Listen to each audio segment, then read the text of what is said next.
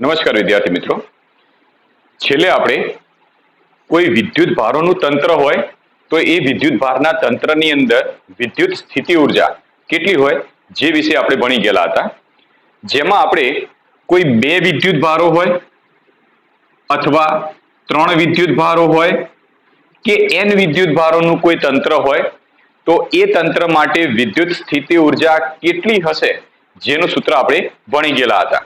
એમાં તમને ખ્યાલ હશે કે બે વિદ્યુત ભારોના તંત્રની જો વાત કરીએ કે જેની અંદર એકમાં Q1 વિદ્યુત ભાર, બીજામાં Q2 વિદ્યુત ભાર, બંને વચ્ચેનું અંતર જો R12 લઈ લઈએ તો આવું જે તંત્ર બનતું હોય એ તંત્રની જો સ્થિતિ ઉર્જા શોધવી હોય તો જેના માટેનું આપણે સૂત્ર ભણી ગયા હતા કે U બરાબર K Q1 Q2 ભાગ્યા બંને વચ્ચેનું અંતર R12. માની લો કે આપણે આ ત્રણ વિદ્યુત ભારોનું કોઈ તંત્ર લઈ લઈએ Q1 Q2 Q3. Q1 Q2 સુધીનું અંતર આપણે લઈ લઈએ R12, Q2 Q3 સુધીનું અંતર લઈ લઈએ R23 અને Q1 Q3 સુધીનું અંતર લઈ લઈએ R13. આવી રીતે ત્રણ વિદ્યુત ભારોનું જો કોઈ તંત્ર હોય તો આવા વિદ્યુત ભારોના તંત્ર માટેની જ્યારે વિદ્યુત સ્થિતિ ઉર્જા આપણે એનું સૂત્ર મેળવ્યું હતું તો એ સૂત્ર આવી રીતે મળ્યું હતું કે U બરાબર K Q1 Q2 upon R12 plus K Q2 Q3 upon R23 plus K Q1 Q3 upon R13. અહીં આગળ સ્થિતિ ઉર્જાનું જ્યારે સૂત્ર બનતું હતું તો એમાં ત્રણ પદ આવ્યા હતા. હવે ત્રણ પદ કેવી રીતે આવે તો એના માટેનું મેં તમને એક પ્રમાણિત સ્વરૂપનું એક સૂત્ર સમજાવ્યું હતું કે n into n-1/2. જેટલા વિદ્યુત ભારો હોય એટલી એ કહેવાય n ની સંખ્યા, એટલે n બરાબર એટલા વિદ્યુત ભારોની સંખ્યા. n બરાબર 3 વિદ્યુત ભાર હોય તો 3 ગુણ્યા 3 ઓછા 1 એટલે 2 છેદમાં 2, તો ઉપર નીચે 2 કેન્સલ તો જવાબ આવશે 3. એનો મતલબ આવા તંત્રમાં કે જેમાં 3 વિદ્યુત ભારો હોય એના માટે સ્થિતિ ઉર્જાનું સૂત્ર બનાવો તો તમારે 3 પદ લખવાનું થાય. હવે ઘણા ક્વેશ્ચન એવો થાય કે ભાઈ આ યાદ કેવી રીતે રાખવું? ચલો 3 વિદ્યુત ભારો માટેનું આપણે જે આ સૂત્ર બનાવ્યું છે આ સૂત્ર યાદ કેવી રીતે રાખવું? તો સિમ્પલ વિચારો કે આપણે સૌથી પહેલું કામ શું કર્યું કે ટોટલ 3 પેર બનાવવાનો પ્રયત્ન કર્યો. તો એક પેર આ રહીએ, બીજી પેર આ, ત્રીજી પેર આ. તો જે પેર બનાવી એ બંને વચ્ચેનું અંતર લીધું. તો પેર બનાવી 1 અને 2 ની તો બંને વચ્ચેનું અંતર R12 લીધું. બીજી પેર બનાવી 2 અને 3 ની તો એની વચ્ચેનું અંતર R23 લીધું. અને ત્રીજી પેર બનાવી 1 અને 3 ની તો એની વચ્ચેનું અંતર R13 લીધું. તો પહેલી પેર માટેનું સૂત્ર K Q1 Q2 upon R12, જે વિદ્યુત ભારો 1 2 તો છેદમાં એનું અંતર. બીજામાં K Q2 Q3 છેદમાં R23 તો જે વિદ્યુત ભારો એ જ એમની વચ્ચેનું અંતર. અને Q1 Q3 તો છેદમાં R13 તો જે વિદ્યુત ભારો એ વિદ્યુત ભારો વચ્ચેનું અંતર R13. તો આપણે એને આવી રીતે યાદ રાખી શકીએ. પણ મિત્રો યાદ રાખો કે આ જે સૂત્રો હતા, બંને સૂત્રો કે જે બે વિદ્યુત ભારોનું તંત્ર હોય, 3 વિદ્યુત ભારોનું તંત્ર હોય, તો આ જે સૂત્રો આપણે બનાવ્યા હતા એ સૂત્રો જ્યારે કોઈ વિદ્યુત ભારો બે વિદ્યુત ભારોને અનંત અંતરેથી અવકાશના કોઈ બિંદુ આગળ લાવીએ છીએ તો એ દરમિયાન કરવું પડતું કાર્ય એટલે કે સ્થિતિ ઉર્જાનું સૂત્ર મેળવ્યું હતું. આ જે થિયરી રહી એ થિયરીમાં કોઈ પણ જગ્યાએ આપણે બહારથી કોઈ વિદ્યુત ક્ષેત્ર આપ્યું નહોતું. એટલે કે જો આપણે પહેલી સ્થિતિની વાત કરીએ તો આ પહેલી સ્થિતિમાં જે બંને વિદ્યુત ભારો રહ્યા એ બંને વિદ્યુત ભારોને એક અવકાશમાં મૂક્યા હતા. અનંત અંતરેથી કોઈ અવકાશમાં આપણે લાયેલા હતા અને એવો અવકાશ લીધો તો કે જ્યાં કોઈ પણ પ્રકારનું બાહ્ય વિદ્યુત ક્ષેત્ર નહોતું. ફક્ત Q1 વિદ્યુત ભારને તમે એક બિંદુ આગળ લાવો તો Q1 વિદ્યુત ભાર જેવો પ્રસ્થાપિત થઈ જાય તો Q1 વિદ્યુત ભાર પોતાની આસપાસ વિદ્યુત ક્ષેત્ર ઉત્પન્ન કરતો હતો. બરાબર? પણ આ જે રચના રહી Q1 અને Q2 વિદ્યુત ભારની રચના, આ રચનાના આપણે કોઈ બહારથી બીજા કોઈ અલગ સ્ત્રોતમાંથી વિદ્યુત ક્ષેત્ર આપ્યું નહોતું. તો એવા પ્રકારની આ થિયરી હતી. હવે થોડી ચેન્જ આવે છે થિયરીમાં. થિયરીનું ટાઇટલ આવી રીતે છે કે બાહ્ય વિદ્યુત ક્ષેત્રમાં વિદ્યુત ભારની સ્થિતિ ઉર્જા અથવા તો બાહ્ય વિદ્યુત ક્ષેત્રમાં તમે કોઈ તંત્ર મૂકો છો એ તંત્રની વિદ્યુત સ્થિતિ ઉર્જા શું હશે? તમે ટાઇટલમાં આવી રીતે પણ લખી શકો. ઓકે, ટાઇટલ આવી રીતનું છે, બાહ્ય વિદ્યુત ક્ષેત્રમાં સ્થિતિ ઉર્જા. આપણે કોઈ એક પર્ટિક્યુલર વિદ્યુત ભારને ધ્યાનમાં લઈને આપણે નહીં કરીએ, અલગ અલગ થિયરીઓ લઈશું. તો બાહ્ય વિદ્યુત ક્ષેત્રમાં વિદ્યુત સ્થિતિ ઉર્જા, બરાબર. આમાં આપણે કોઈ પર્ટિક્યુલર એક જ વિદ્યુત ભારને ધ્યાનમાં રાખીને નહીં કરીએ. આપણે બે અલગ અલગ 3 જાતના 2, 3, 4 અલગ અલગ વિદ્યુત ભારોની જોડ લઈ અને એને મેળવવાનો, સ્થિતિ ઉર્જા મેળવવાનો પ્રયત્ન કરીશું. ક્લિયર? એનો મતલબ એ થયો કે હવે આપણે સ્થિતિ ઉર્જાનું સૂત્ર તો મેળવવાનું, આવી રીતે 2 વિદ્યુત ભારને ધ્યાનમાં રાખીને, 3 વિદ્યુત ભારને ધ્યાનમાં રાખીને. એટલે આવા કોઈ તંત્ર હોય તો એ તંત્રની સ્થિતિ ઉર્જાનું સૂત્ર તો બનાવવાનું, પણ કેવી રીતે? આવા તંત્ર ઉપર બહારથી કોઈ વિદ્યુત ક્ષેત્ર આપો, એટલે બાહ્ય વિદ્યુત ક્ષેત્ર જ્યારે આપણે આપીએ છીએ તો એ બાહ્ય વિદ્યુત ક્ષેત્રની અસર હેઠળ હવે સ્થિતિ ઉર્જાના સૂત્રો શું બનશે, એના માટેની હવે આપણે થિયરી જોઈએ.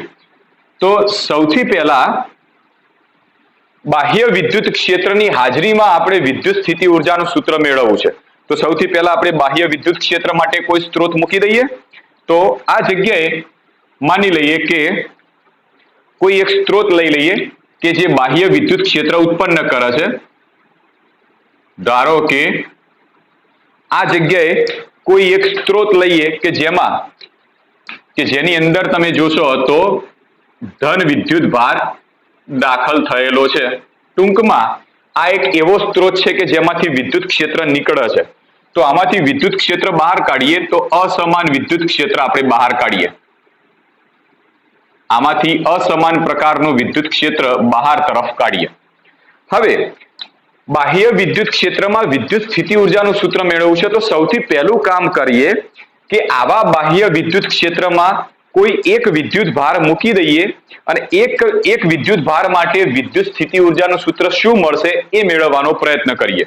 ટૂંકમાં એક વિદ્યુત ભાર એટલે એમ કહી શકાય એકલ વિદ્યુત ભાર માટે આપણે વિદ્યુત સ્થિતિ ઉર્જાનું સૂત્ર મેળવીએ. તો સૌથી પહેલું કામ કોના માટે સૂત્ર મેળવીએ?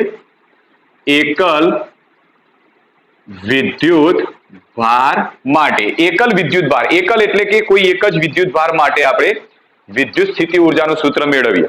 પણ કોઈ એક જ વિદ્યુત ભાર ક્યાં મૂકવાનો છે?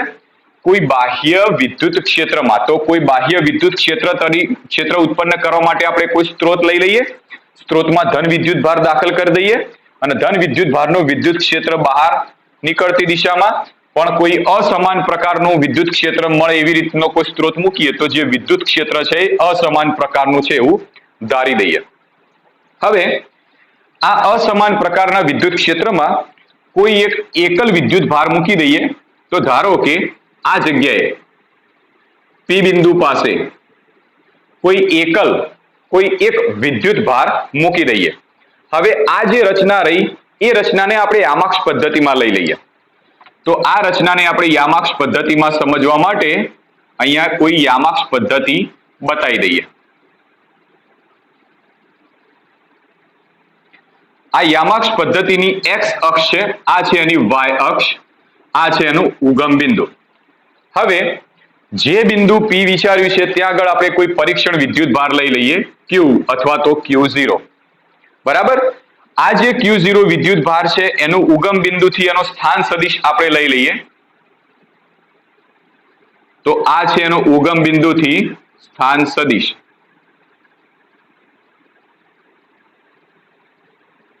જેના આપણે નામ આપીએ સ્થાન સદિશ R. તો બિંદુ P જ્યાં આગળ આપણે વિચારેલું છે કે જે કોઈ સ્ત્રોત હોય એ સ્ત્રોતના અસમાન વિદ્યુત ક્ષેત્રમાં કોઈ જગ્યાએ બિંદુ P વિચાર્યું. આ બિંદુ P ઉપર આપણે કોઈ એક ધન વિદ્યુત ભાર લઈ લઈએ. આર્યો જે વિદ્યુત ભાર પરીક્ષણ વિદ્યુત ભાર લીધો છે ને એ કેવો છે? ધન વિદ્યુત ભાર. આ જે ધન વિદ્યુત ભાર રહ્યો એને જો આપણે આ રચનાને યામાક્ષ પદ્ધતિમાં બતાવીએ તો આ બિંદુ P સુધીનું આપણે કોઈ સ્થાન સદિશ લઈ લઈએ, સ્થાન સદિશ R. માની લઈએ કે આ બિંદુ P પાસે જે Q વિદ્યુત ભાર છે તો આ બિંદુ P પાસેનું ધારો કે વિદ્યુત સ્થિતિમાન V ઓફ R જેટલું છે એવું આપણે માની લઈએ. V ઓફ R કેમ?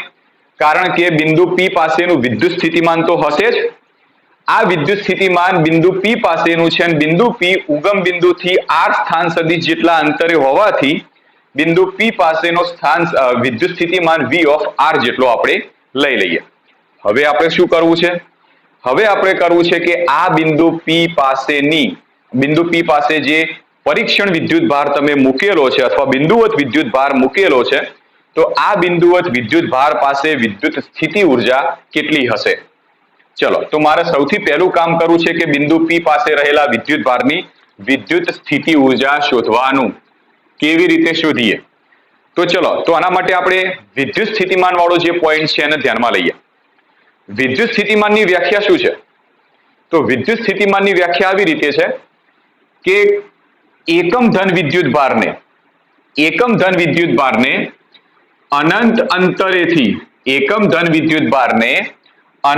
અંતરેથી વિદ્યુત ક્ષેત્રના આપેલા બિંદુ સુધી લાવવા માટે વિદ્યુત ક્ષેત્રની વિરુદ્ધમાં કરવા પડતા કાર્યને વિદ્યુત સ્થિતિમાન કહેવાશે. હવે અહીંયા તમને દેખાય છે કે વિદ્યુત સ્થિતિમાનની વ્યાખ્યામાં એવું લખેલું છે કે એકમ ધન વિદ્યુત ભારને અનંત અંતરેથી વિદ્યુત ક્ષેત્રના આપેલા બિંદુ સુધી લાવવો છે. તો પહેલા એક મિનિટ વિદ્યુત સ્થિતિમાનની વ્યાખ્યા લખી દઈએ, એના પરથી સમજવાનો પ્રયત્ન કરીએ. તો વ્યાખ્યા આવી રીતે હતી કે એકમ ધન વિદ્યુત ભારને વિદ્યુત ક્ષેત્રના આપેલા બિંદુ સુધી વિદ્યુત ક્ષેત્રની વિરુદ્ધ લાવવા માટે કરવા પડતા કાર્યને વિદ્યુત સ્થિતિમાન કહે છે. ક્લિયર? તો આ હતી વિદ્યુત સ્થિતિમાનની વ્યાખ્યા. વિદ્યુત સ્થિતિમાનની વ્યાખ્યામાં આપણે એકમ ધન વિદ્યુત ભારને અનંત અંતરેથી વિદ્યુત ક્ષેત્રના આપેલા બિંદુ સુધી લાવીએ. પણ માની લો કે બિંદુ P પાસેનો વિદ્યુત ભાર એકમ વિદ્યુત ભારના બદલે Q જેટલો વિદ્યુત ભાર છે. હવે આ Q વિદ્યુત ભારને આપણે લઈ જઈએ અનંત અંતરે. માની લો કે Q વિદ્યુત ભાર આપણે અનંત અંતરે લઈ ગયા. જો એકમ વિદ્યુત ભારને અનંત અંતરેથી વિદ્યુત ક્ષેત્રના આપેલા બિંદુ સુધી લાવવા માટે વિદ્યુત ક્ષેત્રની વિરુદ્ધ કરવા પડતા કાર્યને વિદ્યુત સ્થિતિમાન કહેવાય. તો વિદ્યુત સ્થિતિ ઉર્જાની વ્યાખ્યા શું છે? તો Q જેટલા વિદ્યુત ભારને અનંત અંતરેથી વિદ્યુત ક્ષેત્રના આપેલા બિંદુ સુધી લાવવા માટે વિદ્યુત ક્ષેત્રની વિરુદ્ધ કરવા પડતા કાર્યને વિદ્યુત સ્થિતિ ઉર્જા કહેવાશે. તમને બંને વ્યાખ્યા સેમ દેખાશે, એક વિદ્યુત સ્થિતિમાનની અને વિદ્યુત સ્થિતિ ઉર્જાની. પણ ફરક શું છે? ફરક એટલો છે કે વિદ્યુત સ્થિતિમાનની વ્યાખ્યાની અંદર જે વિદ્યુત ભારનો ઉલ્લેખ કરીએ છીએ એ વિદ્યુત ભાર એકમ ધન વિદ્યુત ભાર લઈએ છીએ. જ્યારે વિદ્યુત સ્થિતિ ઉર્જાની જે વ્યાખ્યા છે એમાં જે વિદ્યુત ભારનો ઉલ્લેખ કરીએ છીએ એ વિદ્યુત ભાર પ્લસ Q વિદ્યુત ભાર છે.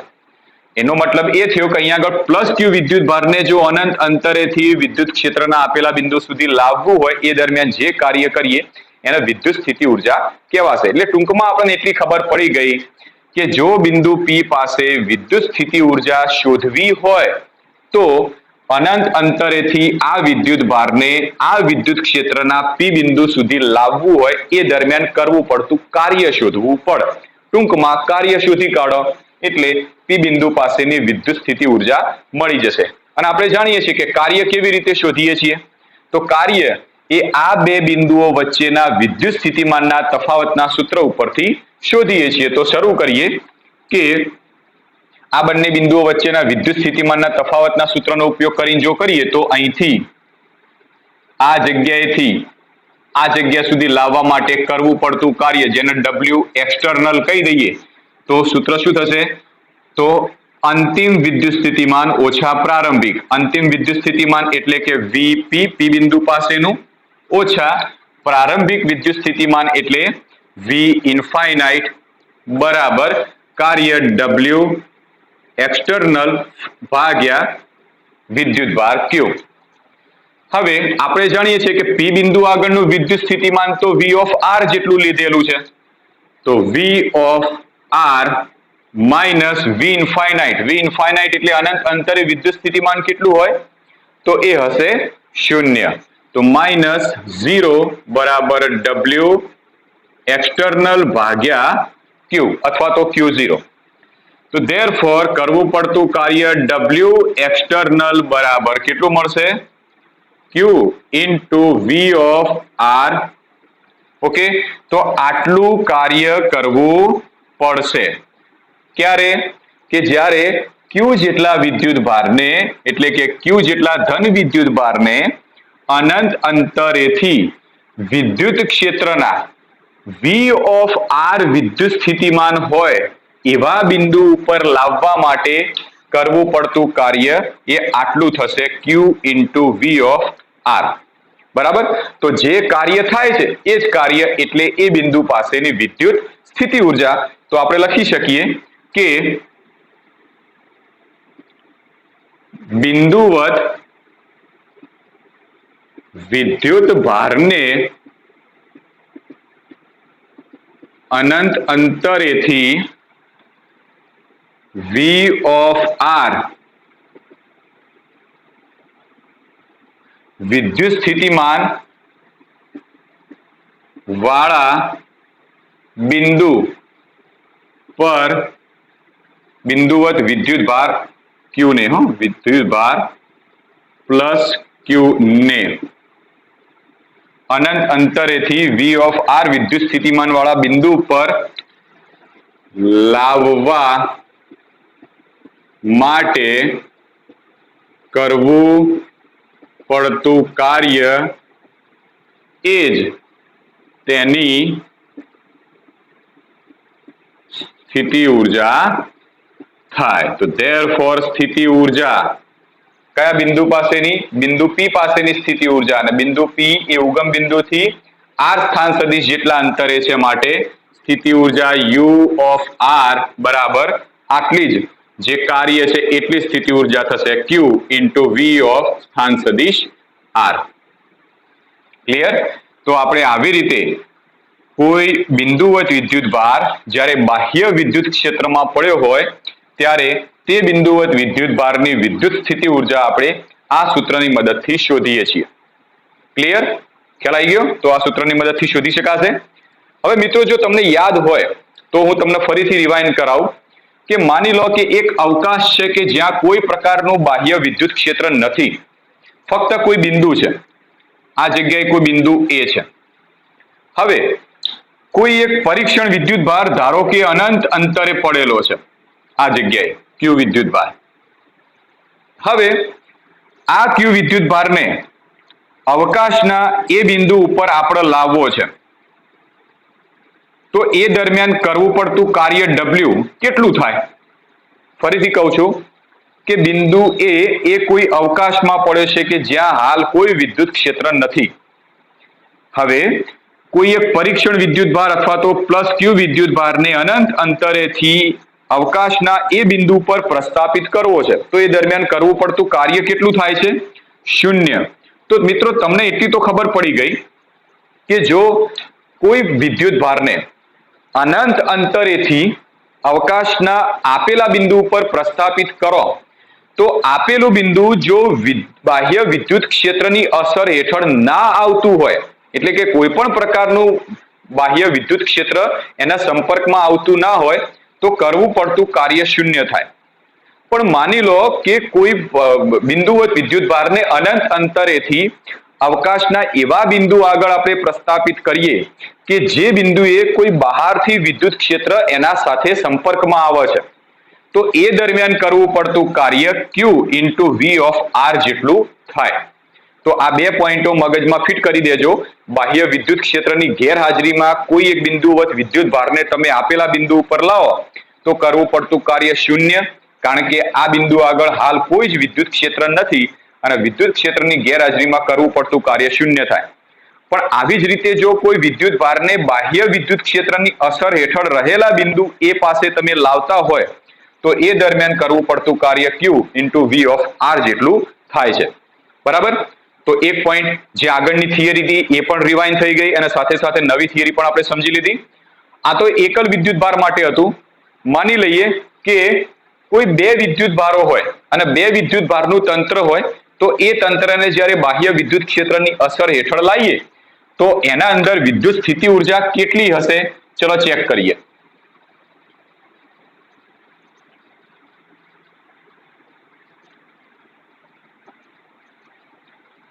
તો એના માટે હવે આપણે લઈએ બે બિંદુવત વિદ્યુતભારના તંત્ર માટે બે બિંદુવત વિદ્યુતભારના તંત્ર માટે એના માટે હવે મેળવવાનો પ્રયત્ન કરીએ. ચલો હવે બે બિંદુવત વિદ્યુતભારનું એ તંત્ર બનાવવાનું છે અને આ તંત્રને બાહ્ય વિદ્યુત ક્ષેત્રમાં મૂકવું છે. તો સૌથી પહેલા આપણે બાહ્ય વિદ્યુત ક્ષેત્ર મળતું હોય એવો કોઈ એક સ્ત્રોત લઈ લઈએ. તો ધારો કે આ જગ્યાએ કોઈ એક સ્ત્રોત લઈ લઈએ. આ સ્ત્રોત ઉપર ધન વિદ્યુત ભાર પણ લઈ લઈએ, જેમાંથી કોઈ વિદ્યુત ક્ષેત્ર અસમાન પ્રકારનું વિદ્યુત ક્ષેત્ર બહાર નીકળે છે એવું ધારી લઈએ. તો ચલો આમાંથી અસમાન વિદ્યુત ક્ષેત્ર બહાર નીકળે છે એવી કન્ડિશન વિચારી લઈએ.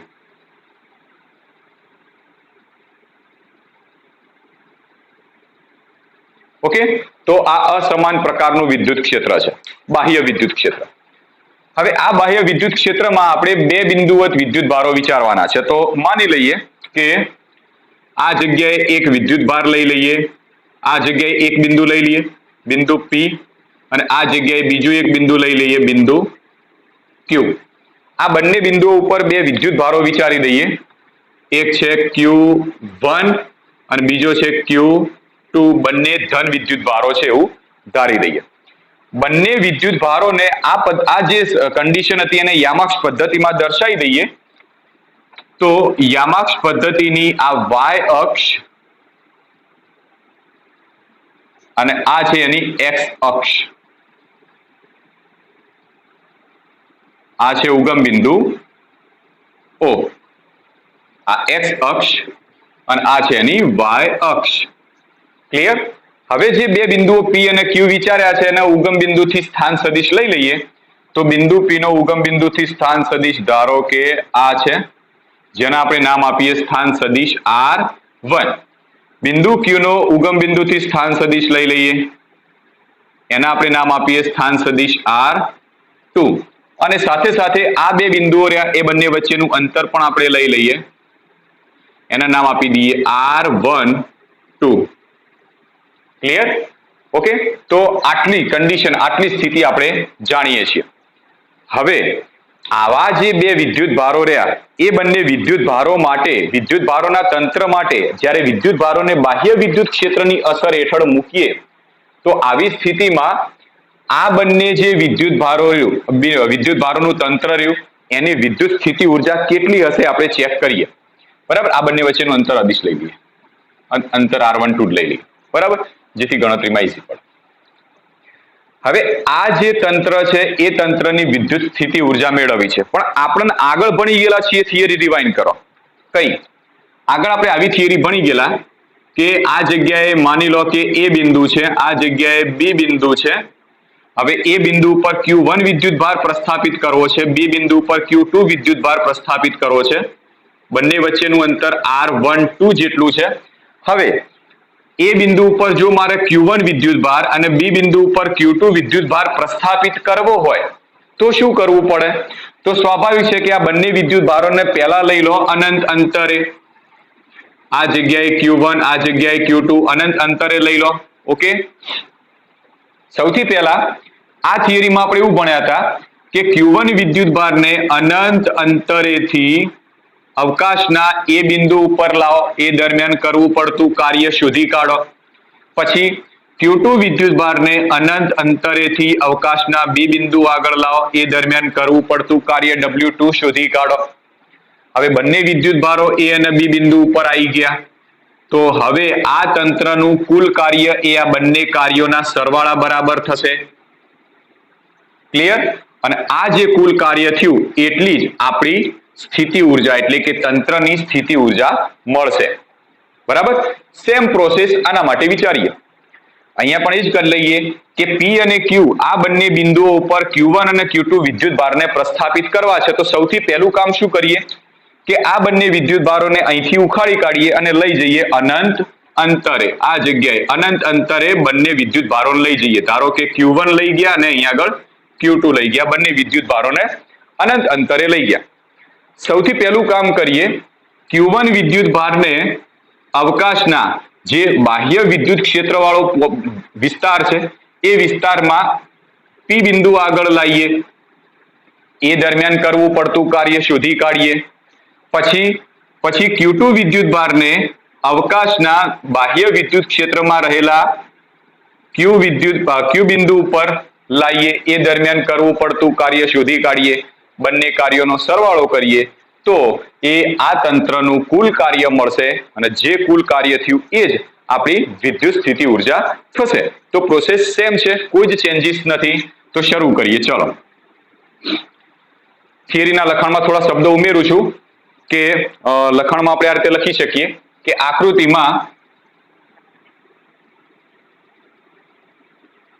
આકૃતિમાં સદિશ ઈ જેટલા બાહ્ય વિદ્યુત ક્ષેત્રમાં ઉગમ બિંદુથી R1 અને R2 સ્થાન સદિશ જેટલા અંતરે રહેલા બે બિંદુવત વિદ્યુત ભારો Q1 અને Q2 ને અનંત અંતરેથી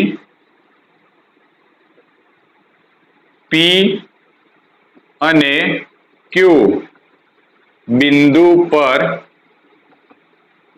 લાવવા છે. ક્લિયર? આ બંને વિદ્યુત ભારોને અનંત અંતરેથી P અને Q બિંદુ ઉપર લાવવા છે. તો એ દરમિયાન કરવું પડતું કાર્ય શોધવું પડશે.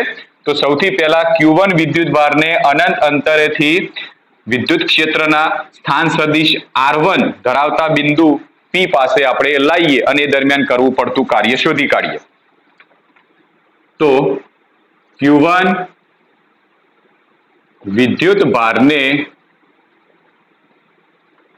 અનંત અંતરેથી R1 અંતરે આવેલા બિંદુ P પાસે લાવવા માટે કરવું પડતું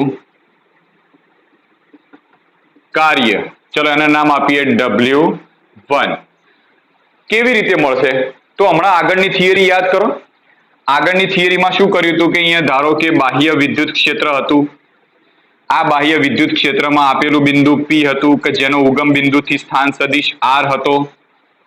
સૌથી પહેલા આપણે કોઈ આના ઉપર બિંદુ P પાસે રહેલા વિદ્યુત ભારને અનંત અંતરેથી બિંદુ P પર લાયા, એ દરમિયાન કરવું પડતું કાર્ય W શોધ્યું હતું.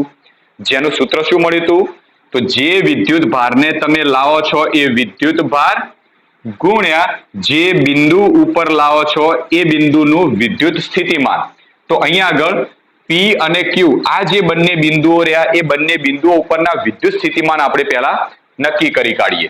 તો P બિંદુ પાસેનું વિદ્યુત સ્થિતિમાન આપણે લઈ લઈએ V ઓફ, એ બિંદુ P એ R1 સ્થાન સદિશ જેટલા અંતરે છે તો V ઓફ R1 અને Q બિંદુ પરનું વિદ્યુત સ્થિતિમાન લઈ લઈએ V ઓફ R2. તો આની અંદર જે આગળની થિયરીમાં આપણે સૂત્ર શું બનાવ્યું હતું? તો W બરાબર જે વિદ્યુત ભારને લાવો છો એ વિદ્યુત ભાર ગુણ્યા આ વિદ્યુત ભારને જે બિંદુ આગળ લાવો છો એ બિંદુનું વિદ્યુત સ્થિતિમાન V ઓફ R. તો સેમ એ જ રીતે આપણે Q1 વિદ્યુત ભારને સૌથી પહેલા વિદ્યુત ક્ષેત્રના P બિંદુ આગળ લાવીએ કે જ્યાં વિદ્યુત સ્થિતિમાન V ઓફ R1 છે.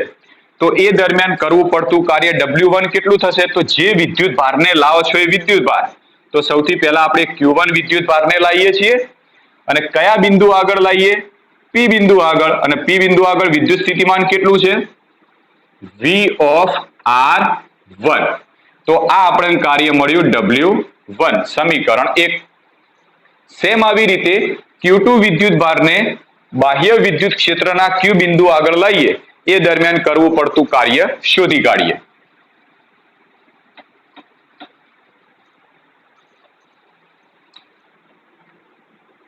હવે Q2 વિદ્યુત ભારને અનંત અંતરેથી R2 અંતરે આવેલા બિંદુ Q પર લાવવા માટે કરવું પડતું કાર્ય, એના આપણે નામ આપીએ W2. તો સેમ આવી રીતે સૂત્ર બનાવવું છે તો શું થશે?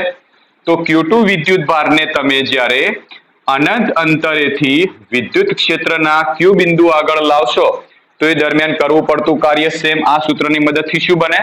તો જે વિદ્યુત ભારને લાવો છો એ વિદ્યુત ભાર એટલે Q2 અને જે બિંદુ આગળ લાવો છો તે બિંદુનું વિદ્યુત સ્થિતિમાન V of R2. તો આટલું કાર્ય કરવું પડશે. પણ મિત્રો ધ્યાન રાખજો, આગળની થિયરીઓ યાદ કરો કે જો તમે Q2 વિદ્યુત ભારને અનંત અંતરેથી વિદ્યુત ક્ષેત્રના Q બિંદુ આગળ લાવશો તો આવી સ્થિતિમાં P બિંદુ આગળ રહેલો વિદ્યુત ભાર Q1 એ પણ પોતાનું વિદ્યુત ક્ષેત્ર પ્રસ્થાપિત કરશે, એ પણ ઉત્પન્ન કરશે. એનો મતલબ Q બિંદુ આગળ રહેલા આવતા Q2 વિદ્યુત ભાર ઉપર P બિંદુ આગળનો જે વિદ્યુત ભાર છે એ પણ પોતાનું વિદ્યુત ક્ષેત્ર આપશે. એ તો સ્વાભાવિક છે. તો આના ઉપર કરવું પડતું જે કાર્ય છે એ અહીંથી લઈ અહીંયા સુધી કરવું પડતું કાર્ય W2 તો થશે જ. સાથે સાથે આ જે Q2 વિદ્યુત ભાર જેવો Q બિંદુ આગળ પ્રસ્થાપિત થશે તો એવી સ્થિતિમાં P બિંદુ આગળનો Q1 વિદ્યુત ભાર જે રહ્યો એ પોતાનું વિદ્યુત ક્ષેત્ર પણ ચારે બાજુ ફેલાવશે. અને આ સ્થિતિ જો તમને ખબર હોય તો આગળની થિયરીઓમાં આપણે ભણી ગયેલા હતા કે આ જગ્યાએ માની લો કે એ બિંદુ આગળ Q1 વિદ્યુત ભાર તમે લાવી દીધો. હવે B બિંદુ આગળ Q2 વિદ્યુત ભારને તમારે લાવવો છે. તો Q1 વિદ્યુત ભાર તો આવી ગયો. હવે Q2 વિદ્યુત ભારને તમારે અનંત અંતરેથી B બિંદુ આગળ લાવશો તો આવી સ્થિતિમાં શું થશે કે Q1 વિદ્યુત ભારનું એક વિદ્યુત ક્ષેત્ર હશે, એ વિદ્યુત ક્ષેત્રનો સામનો કરવો પડશે Q2 વિદ્યુત ભારને. તો એ દરમિયાન કરવું પડતું કાર્ય W2 હશે, જેની કિંમત મળી હતી W2 બરાબર K Q1 Q2 ભાગ્યા R12 જેટલી. ઓકે, એટલી કિંમત આપણને કંઈક સમથિંગ મળી હતી. તો આનો મતલબ એ થાય કે Q2 વિદ્યુત ભારને જ્યારે બાહ્ય વિદ્યુત ક્ષેત્રની અસર હેઠળ લાવો તો બાહ્ય વિદ્યુત ક્ષેત્રના લીધે આટલું તો કાર્ય કરવું જ પડશે. સાથે સાથે Q1 વિદ્યુત ભાર જેવો પ્રસ્થાપિત થઈ જશે તો Q1 વિદ્યુત ભારના વિદ્યુત ક્ષેત્રની અસર હેઠળ પણ એને બીજું કંઈક કાર્ય કરવું પડશે. એ કાર્ય આપણે આગળના સૂત્રની અંદર ભણી ગયેલા છીએ, એટલું કાર્ય કરવું પડે. બરાબર? આગળની થિયરીમાં જે ભણી ગયેલા છીએ એ આગળની થિયરી અનુસાર એને બીજું પણ વધારાનું કાર્ય કરવું પડશે. કારણ કે Q2 તો બાહ્ય વિદ્યુત ક્ષેત્રની અસર હેઠળ આટલું તો કાર્ય કરશે જ. સાથે સાથે Q2 Q1 વિદ્યુત ભાર પ્રસ્થાપિત થઈ જશે એટલે પોતાનું વિદ્યુત ક્ષેત્ર ઉત્પન્ન કરશે. આ Q1 વિદ્યુત ક્ષેત્રની વિરુદ્ધમાં પણ એને કાર્ય કરવું પડશે અને Q1 વિદ્યુત ભાર જે એના વિદ્યુત ક્ષેત્રની વિરુદ્ધમાં કરવું પડતું કાર્ય આપણે આગળ ભણેલા છીએ. અને કેટલું થશે તો અહીંયા લખીએ કે Q2 વિદ્યુત ભારને અનંત અંતરેથી R2 જેટલા અંતરે લાવવા માટે Q1 વિદ્યુત ભારના વિદ્યુત ક્ષેત્રની વિરુદ્ધ કરવું પડતું કાર્ય, જેને આપણે W3 કહીએ, જેનું સૂત્ર આપણે જાણીએ છીએ કે Q1 Q2 ભાગ્યા બંને વચ્ચેનું અંતર R12. બરાબર? એ તો આપણે તમને ખબર છે ને કે જ્યારે આ બંને વિદ્યુત ભારો અવકાશમાં પડેલા હોય, અવકાશના બે બિંદુઓ વિચારી લો P અને Q, તો P બિંદુએ Q1 વિદ્યુત ભાર લાવી દો, એ દરમિયાન કરવું પડતું કાર્ય તો શૂન્ય. હવે Q1 વિદ્યુત ભાર આવી જાય એટલે પોતાની આજુબાજુમાં વિદ્યુત ક્ષેત્ર ઉત્પન્ન કરે. એ વિદ્યુત ક્ષેત્રની અસર હેઠળ એની વિરુદ્ધમાં Q2 વિદ્યુત ભારને બીજા બિંદુ ઉપર લાવીએ તો કરવું પડતું કાર્ય આપણે આટલું તો શોધતા હતા. તો એ પ્રોસેસ પણ થવાની છે અહીંયા આગળ. Q2 ને જ્યારે બાહ્ય વિદ્યુત ક્ષેત્રની અસર હેઠળ લાવો તો આટલું તો કાર્ય કરવું જ પડશે. સાથે સાથે Q1 ના વિદ્યુત ક્ષેત્રની અસર હેઠળ પણ આવશે, તો એના લીધે પણ કાર્ય કરવું પડશે, જેનું સૂત્ર આ છે જે આપણે આગળની થિયરીમાં ભણેલા છીએ. બરાબર. તો ટોટલ 3 પ્રકારના કાર્યો થયા. તો હવે આ જે બે બિંદુવત વિદ્યુત ભારોને તમે P અને Q બિંદુ આગળ પ્રસ્થાપિત કરશો, તો એ દરમિયાન કરવું પડતું કુલ કાર્ય સમીકરણ 1, 2 અને 3 ના સરવાળા બરાબર હશે. તો તંત્રનું કુલ કાર્ય W બરાબર W1 plus W2 plus W3. Therefore W બરાબર W1 બરાબર Q1 into V of R1 plus Q2 into V of R2 plus W3 તરીકે K Q1 Q3 upon બંને વચ્ચેનું અંતર R1 2. હવે જાણીએ છીએ કે જે કાર્ય કરવું પડે એ જ એને સ્થિતિ ઉર્જા કહેવાશે. તો therefore તંત્રની વિદ્યુત સ્થિતિ ઉર્જા U બરાબર W બરાબર Q1 V of R1 plus Q2 V of R2 plus K Q1 Q2 upon R1 2. તો આટલી તંત્રની સ્થિતિ ઉર્જા થશે. તો આ આપણને મળ્યું ફાઇનલ સૂત્ર. હવે તમને યાદ કરાવું, થોડું આગળનું રિવાઇન્ડ કરાવું. મિત્રો, આપણે આગળના લગભગ 1-2 લેક્ચર પહેલા આગળ આપણે એવું ભણી ગયેલા હતા કે બે બિંદુઓ A અને B હોય. જો A બિંદુ ઉપર Q1 વિદ્યુત ભાર પ્રસ્થાપિત કરી દઈએ, B બિંદુ ઉપર Q2 વિદ્યુત ભાર પ્રસ્થાપિત કરી દઈએ, બંને વચ્ચેનું અંતર R12 હોય, તો આ તંત્ર માટે વિદ્યુત સ્થિતિ ઉર્જાનું સૂત્ર મળ્યું હતું આપણને K Q1 Q2 upon R12. હવે આ જ તંત્રને જ્યારે બાહ્ય વિદ્યુત ક્ષેત્રમાં લાવી દઈએ છીએ ત્યારે સ્થિતિ ઉર્જાનું સૂત્ર મળે છે Q1 V of R1 plus Q2 V of R2 plus K Q1 Q2 upon R12. જેની અંદર આ છેલ્લું પદ રહ્યું એ તો આપણે આગળ જે ભણી ગયા એની અંદર તો આવતું હતું જ, પણ સાથે સાથે વધારાના બીજા બે પદ અંદર એડ થયા. Q1 into V of R1 plus Q2 into V of R2. આ વધારાના બે પદ અંદર એડ થયા. તો આ વધારાના બે પદ કેવી રીતે આવ્યા? તો જ્યારે Q1 વિદ્યુત ભારને બાહ્ય વિદ્યુત ક્ષેત્રમાં લાવીએ છીએ તો એ દરમિયાન એના ઉપર થતું પર્સનલ કાર્ય W1. Q2 ને જ્યારે બાહ્ય વિદ્યુત ક્ષેત્રમાં લાવીએ છીએ અનંત અંતરે તો એનું પર્સનલ કાર્ય આટલું.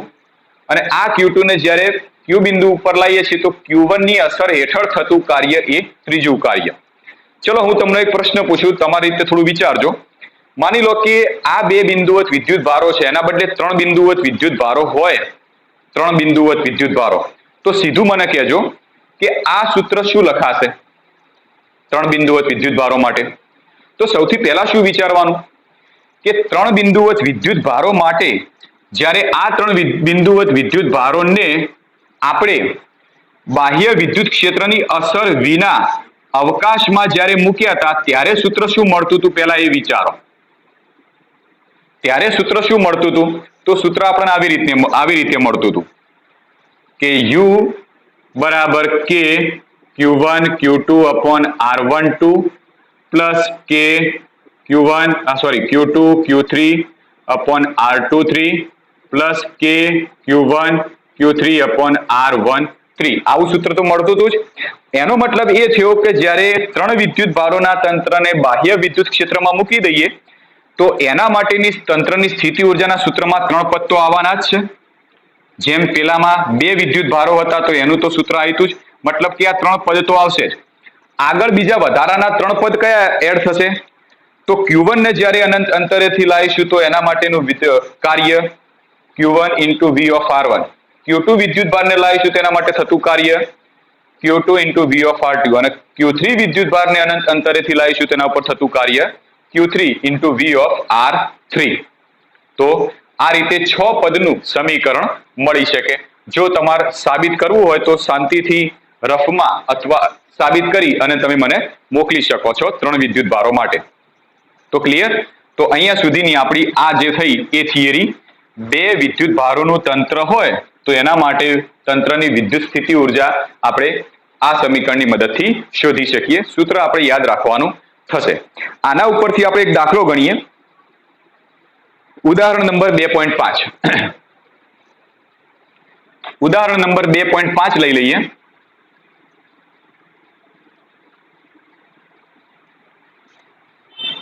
ઉદાહરણ નંબર 2.5 ની રકમ લખતો નથી, બોલું છું, તમે લખતા રહેજો જોડે જોડે.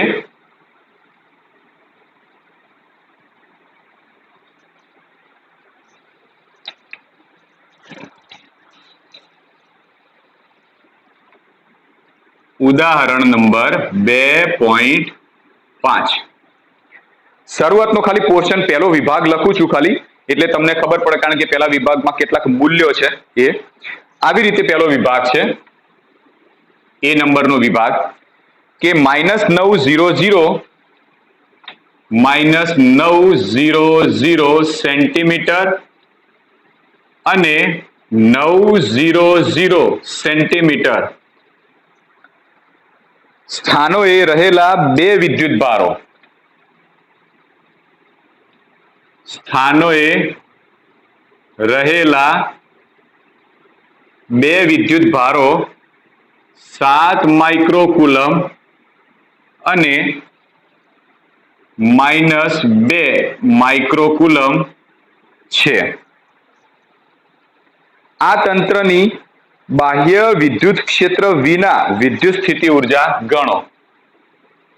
આ તંત્રની, કૌંસમાં આપેલું છે, બાહ્ય વિદ્યુત ક્ષેત્ર વિના વિદ્યુત સ્થિતિ ઉર્જા ગણો. વિદ્યુત સ્થિતિ ઉર્જા શોધવાની છે, પણ કેવી રીતે?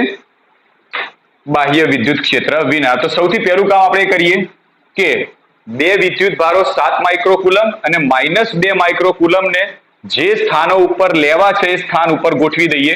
તો તમને દેખાય છે કે XYZ એટલે કે યામાક્ષ પદ્ધતિ ઉપર લેવાના છે, પણ Y અને Z યામ બંનેનો 0 છે. એનો મતલબ આ બંને બિંદુઓ, જે બંને વિદ્યુત ભારો એ ફક્ત X અક્ષ ઉપર આવેલા હશે.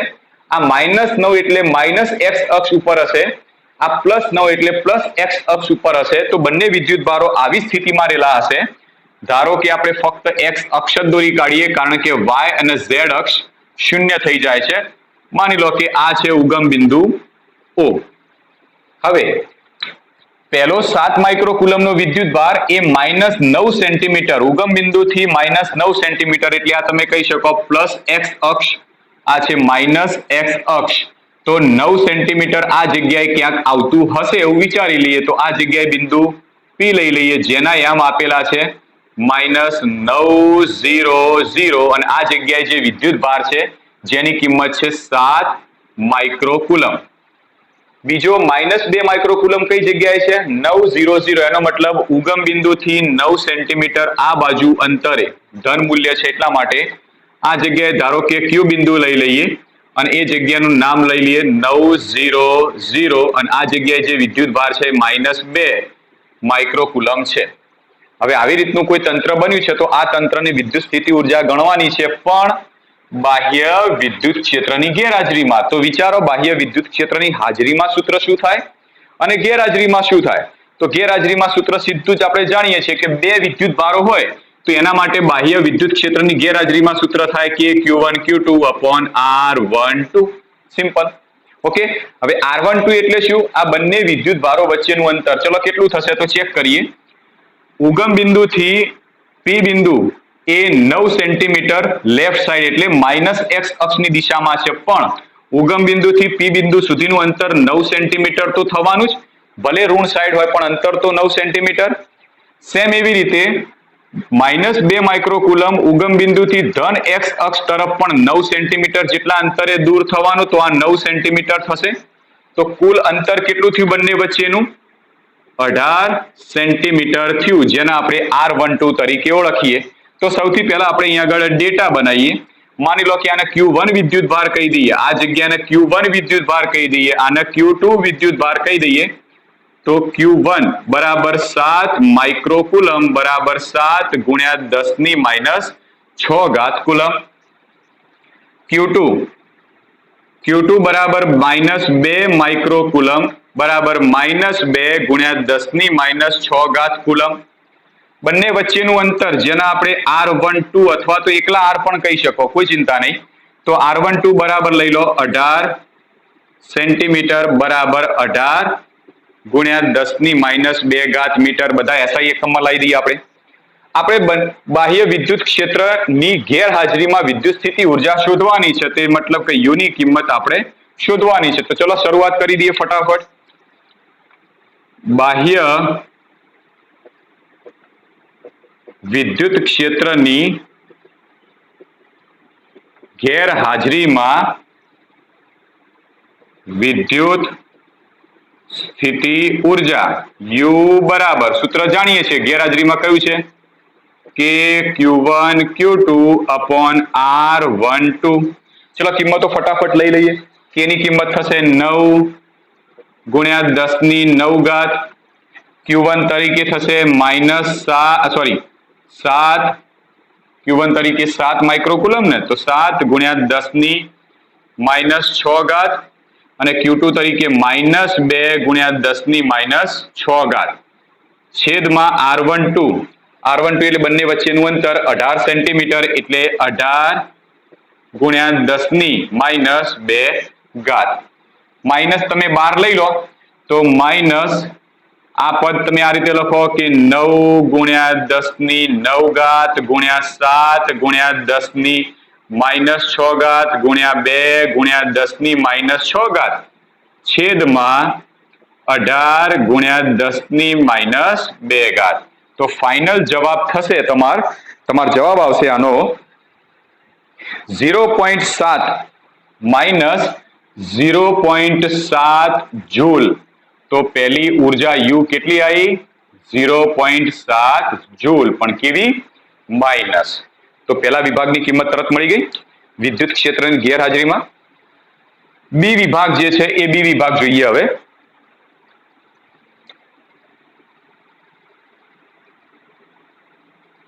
અહીંયા લઈ લઈએ આપણે બી વિભાગ. ચલો બી વિભાગ શું છે? બી વિભાગની રકમ હું વાંચું છું. આ બે વિદ્યુત ભારોને એકબીજાથી અનંત અંતર સુધી જુદા પાડવા માટે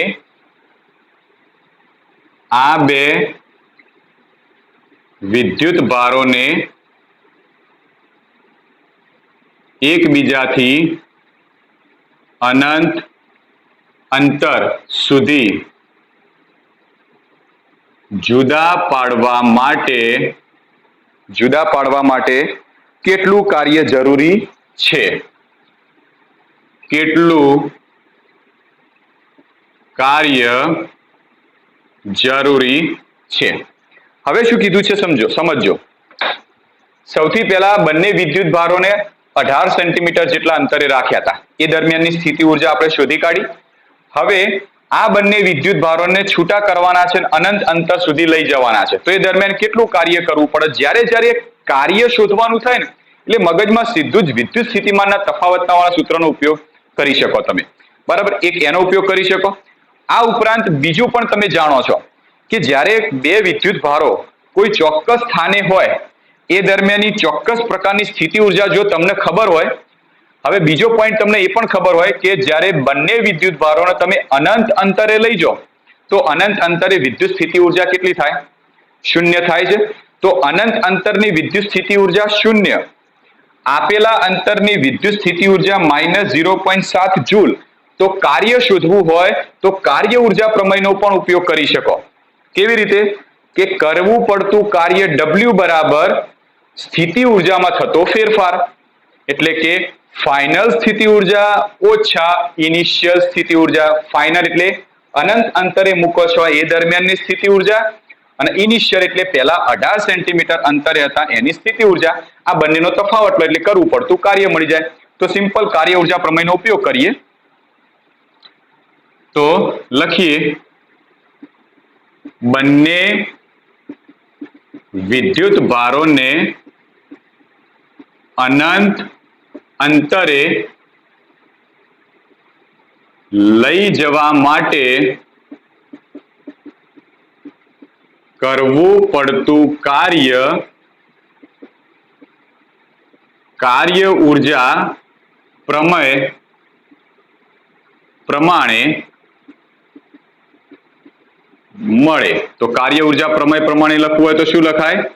W બરાબર ડેલ્ટા યુ, અને ડેલ્ટા યુ એટલે ફાઇનલ અંતિમ સ્થિતિ ઉર્જા ઓછા પ્રારંભિક સ્થિતિ ઉર્જા. અંતિમ સ્થિતિ ઉર્જા કેટલી છે? અંતિમ સ્થિતિ ઉર્જા એટલે બંનેને અનંત અંતરે લઈ જઈએ એ અંતિમ સ્થિતિ. અને અંતિમ સ્થિતિમાં અનંત અંતરે સ્થિતિ ઉર્જા હંમેશા શૂન્ય હોય. તો અનંત અંતરની સ્થિતિ ઉર્જા શૂન્ય ઓછા પ્રારંભિક સ્થિતિ એટલે 18 સેન્ટીમીટર અંતરે હતા એ વખતની સ્થિતિ ઉર્જા જે જાણીએ છીએ -0.7 જૂલ. તો માઇનસ પ્લસ 0.7 જૂલ. ધેરફોર કરવું પડતું કાર્ય કેટલું થશે?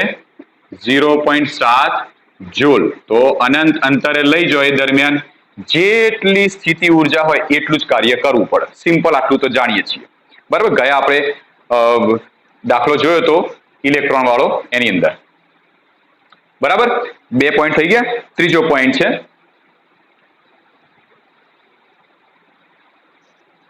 આ કિંમત યાદ રાખજો, આની જરૂર પડશે ત્રીજામાં. આ પણ ભાગ જવા દઉં છું.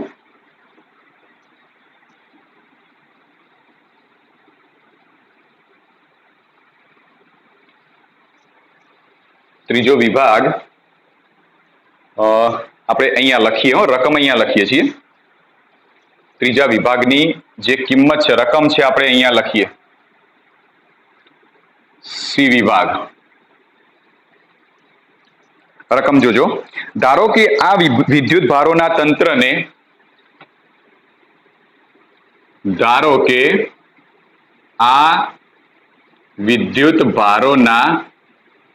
તંત્રને બાહ્ય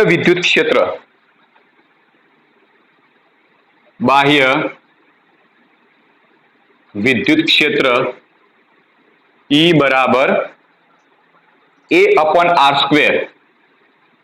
ભાગ્યા R² માં મૂકવામાં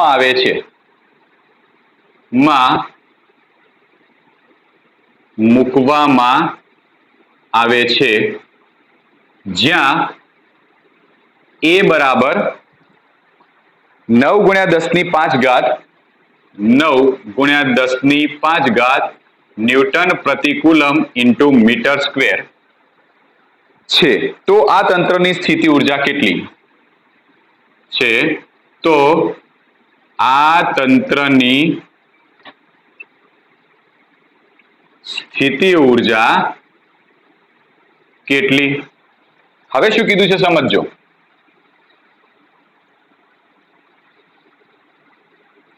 બીજા ભાગમાં શું કીધું? ત્રીજા ભાગમાં કે હવે જે આ તંત્ર રહ્યું એને બાહ્ય વિદ્યુત ક્ષેત્રની અસર હેઠળ મૂકો, જ્યાં બાહ્ય વિદ્યુત ક્ષેત્રનું મૂલ્ય તમને આપી દીધું E બરાબર A/R². આટલા મૂલ્યનું બાહ્ય વિદ્યુત ક્ષેત્ર છે એની અસર હેઠળ તમે આ તંત્રને મૂકો તો હવે આ તંત્રની સ્થિતિ ઉર્જા કેટલી થાય? તો વિચારો, આગળની જ હમણાં થિયરી ભણ્યા કે બે બિંદુવત વિદ્યુત ભારોને જ્યારે બાહ્ય વિદ્યુત ક્ષેત્રની અસર હેઠળ આપેલા બિંદુ ઉપર પ્રસ્થાપિત કરો છો તો એ દરમિયાન તંત્રની વિદ્યુત સ્થિતિ ઉર્જાનું સૂત્ર શું ભણી ગયા આપણે? તો સૂત્ર આવી રીતે હતું કે બે બિંદુવત વિદ્યુત ભારોને બાહ્ય વિદ્યુત ક્ષેત્રમાં આપેલા બિંદુઓએ પ્રસ્થાપિત કરવા માટે કરવું પડતું કાર્ય અથવા તો પ્રસ્થાપિત કરીએ એ દરમિયાનની સ્થિતિ ઉર્જા બરાબર સ્થિતિ ઉર્જા, જેનું સૂત્ર હતું યુ બરાબર ખ્યાલ છે શું હતું? Q1 into V of R1 plus Q2 into V of R2 plus K Q1 Q2 upon R12. Clear? હવે એમાંથી જો છેલ્લું પદ તો આપણે શરૂઆતમાં એ વિભાગમાં શોધ્યું હતું જેનો જવાબ આવ્યો તો -0.7 જૂલ. તો આ તો શોધવાનું થતું જ નહીં, જાણીએ છીએ. હવે જોઈએ કયા કયા પદ આપેલા છે અને કયા શોધવાનું થાય છે. Q1 વિદ્યુત ભાર આપી દીધો, Q2 એ પણ આપી દીધો છે, પણ આ V of R1 ને V of R2 કેવી રીતે શોધીએ? તો મિત્રો આપણે આગળ વિદ્યુત સ્થિતિમાન અને વિદ્યુત ક્ષેત્રના સંબંધનું સૂત્ર જાણીએ છીએ, આપણે આગળ ભણી ગયેલા છીએ. અહીં V બરાબર E ઇન્ટુ R, આ સૂત્ર યાદ છે? V બરાબર E ઇન્ટુ R, જ્યાં વિદ્યુત સ્થિતિમાન અને વિદ્યુત ક્ષેત્રના સંબંધનું સૂત્ર હતું. હવે આની અંદર E ની કિંમત મૂકી દઈએ. કેટલું વિદ્યુત ક્ષેત્ર આપ્યું છે?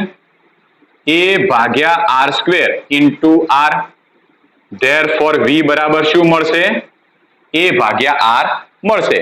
આનો મતલબ વિદ્યુત સ્થિતિમાન R સ્થાન સદિશ અંતર હોય એ બિંદુએ વિદ્યુત સ્થિતિમાન V, પણ જો R1 સ્થાન સદિશ હોય એ અંતરે વિદ્યુત સ્થિતિમાન લખવું હોય તો V of R1 બરાબર A upon R1 લખાય, અને R2 સ્થાન સદિશ ધરાવતા બિંદુએ વિદ્યુત સ્થિતિમાન V of R2 બરાબર A of R2 લખાશે. તો therefore V of R1 બરાબર A ભાગ્યા R1 અને V of R2 બરાબર A ભાગ્યા R2. તો આ બંને કિંમતો અહીં આગળ મૂકી દઈએ. therefore U બરાબર Q1 ઇન્ટુ A ભાગ્યા R1 plus Q2 into A ભાગ્યા R2 પ્લસ છેલ્લાની કિંમત તો જાણીએ છીએ, મૂકી દઈએ, -0.7 જૂલ. ક્લિયર? Q1 બરાબર કિંમત લઈ લો.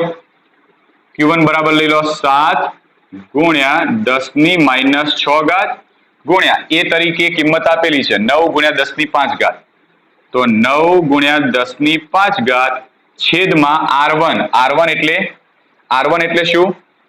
આ જે વિદ્યુત ભાર પહેલો છે, પહેલો વિદ્યુત ભાર રહ્યો, એનો ઉગમ બિંદુથી અંતર માની લો કે અહીંથી ઉગમ બિંદુથી, તમને ખબર છે આપણે થિયરી જ્યારે ભણ્યા હતા, આ બંને વિદ્યુત ભારોને અસમાન વિદ્યુત ક્ષેત્રમાં રાખ્યા ત્યારે ઉગમ બિંદુથી બંનેના સ્થાન સદિશ લીધા હતા. તો અહીંયા પણ ઉગમ બિંદુથી આ Q1 વિદ્યુત ભાર રહ્યો એનો સ્થાન સદિશ R1 બનશે, અને ઉગમ બિંદુથી Q2 વિદ્યુત ભારનો સ્થાન સદિશ એ R2 બનશે. તો R1 તરીકે આટલું મૂલ્ય, એનું મૂલ્ય કેટલું છે? 9 સેન્ટીમીટર. તો R1 તરીકે થશે 9 ગુણ્યા 10⁻², ફક્ત મૂલ્ય જ મૂકવાનું, પ્લસ Q2 તરીકે કિંમત છે -2 ગુણ્યા 10⁻⁶ ઇન્ટુ એ તરીકે 9 ગુણ્યા 10⁵ છેદમાં 9 ગુણ્યા 10⁻² થશે, કારણ કે R2 બરાબર પણ સેમ એટલું જ અંતર થવાનું 9 સેન્ટીમીટર, ઓછા 0.7.